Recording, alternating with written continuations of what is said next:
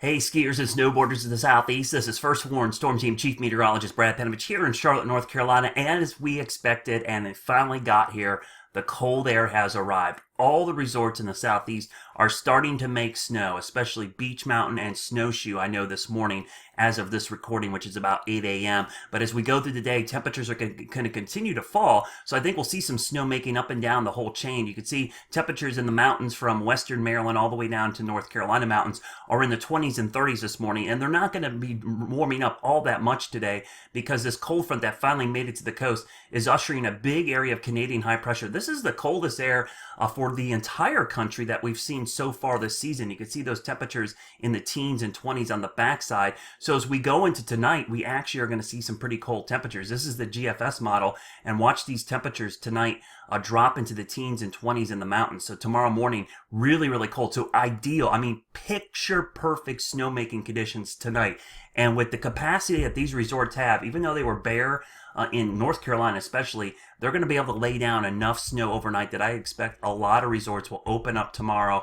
And they'll be able to make snow most of the day tomorrow, maybe a couple hours in the middle of the day as it warms up. So they'll be adding to it as well. I think Sunday morning might be the best morning for skiing because it's going to get cold again Saturday night with temperatures in the teens and 20s. So you're going to have two really good days of snowmaking. So Sunday will probably be the best conditions after we see a couple days of snowmaking. Now, the bad news is, obviously, it warms up next week, but I wouldn't be too worried about this warm-up because there are signs that this is going to be a brief warm-up pre-Christmas. It'll likely melt a lot of the snow, but there are signs that we're going to see a pattern change after Christmas into the new year, as I talked about earlier. But let's talk about the snow, because on top of the cold temperatures, there's actually going to be a little bit of natural snow. And I hinted at this earlier in the week. This is the NAM 4 model.